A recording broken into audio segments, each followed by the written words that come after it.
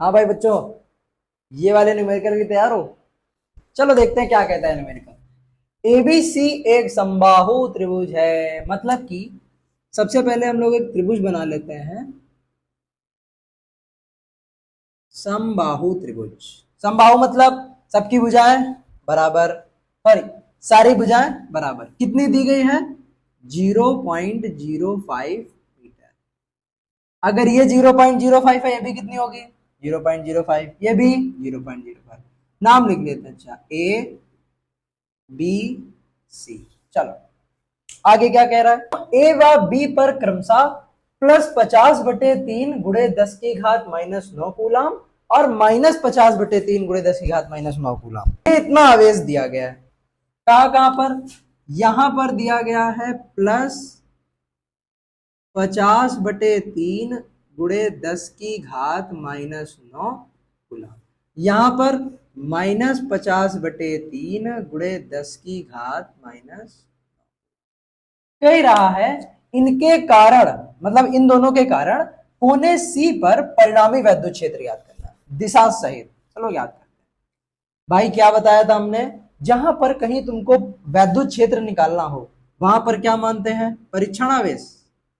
सी पर हमें परीक्षण आवेश मान लिया। चलो देखते हैं भाई, ये ए वाला इस पर किधर की तरफ बल लगाएगा, तो जो बल की दिशा होगी वही तीव्रता की दिशा होगी।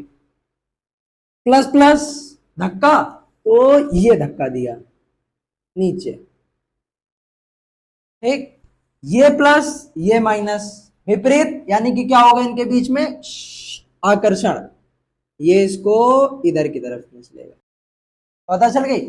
चलो इसको अगर हम कह दे रहे हैं E1, इसको कह देंगे हम लोग E2। एक बात जरा बताना, क्या E1 और E2 आपस में बराबर होंगे? परिमाण की बात कर रहे हैं, सिर्फ दिशा की बात नहीं कर रहे। देखो इसमें आवेश का परिमाण 50/3 गुणे 10 की घात -9, इसमें परिमाण -50/3 गुणे 10 की घात -9। परिमाण देखो, परिमाण बराबर है, जो चिन्ह होंगे वो तो सिर्फ इसकी दिशा निर्धारित करेंगे ना। अब बताओ, जितनी दूरी यहां से यहां तक है उतनी दूरी तो यहां से यहां तक होगी। पूछो क्यों? क्योंकि एबीसी कैसा त्रिभुज है? समबाहु। तो ये भुजा और ये भुजा आपस में बराबर होंगी।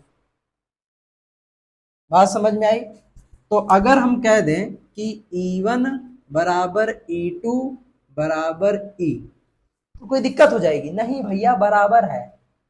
हमसे क्या पूछ रहा है? परिणामी वैद्युत क्षेत्र की तीव्रता व दिशा। चलो सबसे पहले तो निकाल लेते हैं E1 और E2 है क्या। तो E1 बराबर E2 बराबर E, यानी कि दोनों आवेशों के कारण उत्पन्न वैद्युत क्षेत्र कितना होगा? 9 गुणे 10 की घात 9 इंटू Q/R²। रख दो भाई, 9 गुणे 10 की घात 9।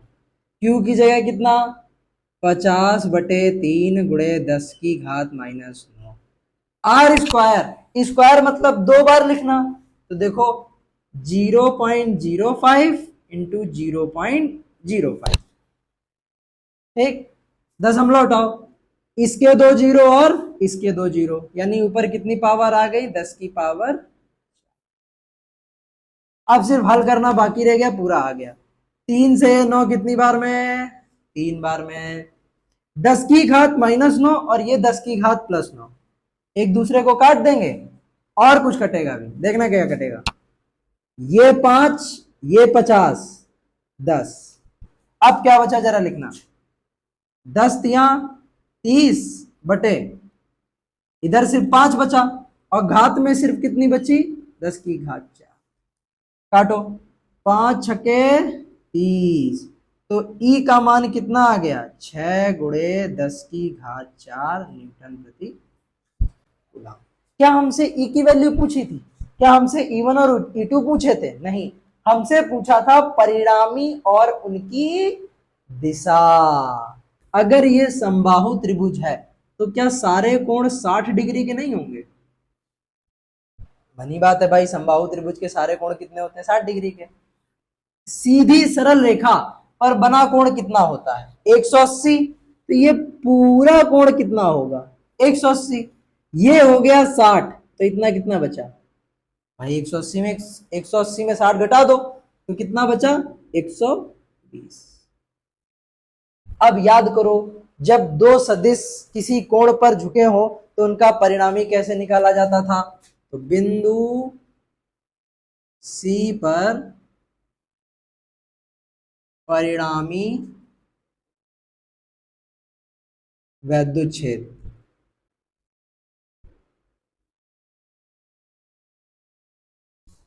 परिणामी वैद्युत क्षेत्र क्या आएगा?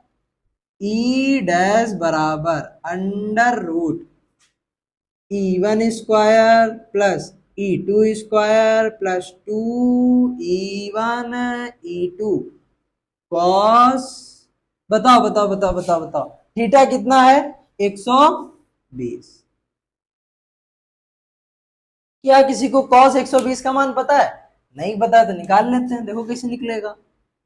कॉस 120, बताओ 120 को क्या हम 90 प्लस 30 नहीं लिख सकते? 9 3 12। ट्रिग्नोमेट्री में पढ़ा था cos 90 plus theta is equal to minus sine theta, theta की जगह 30। बताओ साइन 30 का मान कितना होता है? 1/, ये आ गया, रख दो भाई। अब एक बात बताओ, क्या E1 और E2 आपस में बराबर है और उनकी जगह क्या रख सकते हैं हम? E रख दो। E1 की जगह E, E2 की जगह E2, E1 की जगह E, E2 की जगह E। cos 120 का मान बोलो -1/2। E इंटू ई क्या हो गया? ई स्क्वायर, और E square plus E square कितना हो गया? 2E²। देखो 2 से 2 कैंसिल, ये plus minus minus, E into E square. बताओ 2E² में ई स्क्वायर जाएगा, कितना बचेगा? अकेला ई स्क्वायर। अब ई स्क्वायर की जब भिड़ंत होगी रूट से तो कितना आएगा? ई।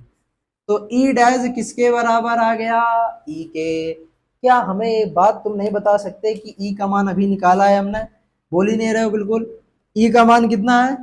6 × 10⁴ न्यूटन प्रति कूलम। ठीक, बोलो बात समझ में आई? तो परिमाण कितना आ गया? 6 × 10⁴ न्यूटन प्रति कूलम। बताओ इसका परिणामी, भाई ये भी बराबर, देखो E1 और E2 आपस में बराबर है तो ये परिणामी जाएगा बीचों बीच, बीचों बीच जा रहा है, यानी कि ये कोण कितना बनेगा? 8। तो अब बताओ ये वाला परिणामी किस भुजा के समांतर है? बता सकते हो? बिल्कुल बता सकते हो भाई, ये वाली भुजा इसके समांतर है। तो परिमाण कितना आ गया? 6 × 10⁴। दिशा क्या आएगी? ए बी के समांतर, ए बी के समांतर। बोलो आ गया? सरल तो था, एकदम आ गया, बहुत बढ़िया तरीके से। हाँ अगर तुम्हें बड़ा करना है इस सवाल को कि हाँ पेज भरना है तो तुम ये कर सकते हो, पहले इसकी तीव्रता अलग निकालो, फिर इसकी तीव्रता अलग निकालो, और उसके बाद E1 बराबर E2 बराबर E, फिर ऐसे कर दो। और बड़ा करना है तो E1 का अलग मान रखो, E2 का अलग मान रखो, कॉमन लो, ऐसे करो वैसे करो। दोनों तरीके हैं, दोनों तरीके सही हैं, कोई गलत नहीं कर सकता है।